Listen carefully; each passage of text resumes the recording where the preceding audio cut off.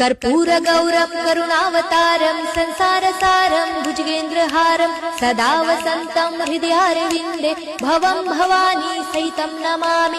मन्दारमाला कलितालकाये कपालमालं जितसुन्दराय दिव्याम्बराय च दिगम्बराय नमः शिवाय च नमः शिवाय। घालीन लोटांगण वंदीन चरण डोळ्यांनी पाहिन रूप तुझे प्रेमे आलिंगन आनंदे पूजन भावे ओवाळीन म्हणे नमा। त्वमेव माता पिता त्वमेव बंधु सखा त्वमेव विद्या द्रविणं त्वमेव सर्वं मम देव।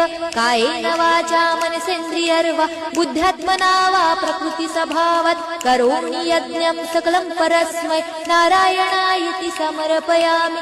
अच्युतं केशवं राम नारायणं कृष्णदामोदरं वासुदेवं हरे श्रीधरं माधवं गोपिकावल्लभं जानकीनायकं रामचन्द्रं भजे।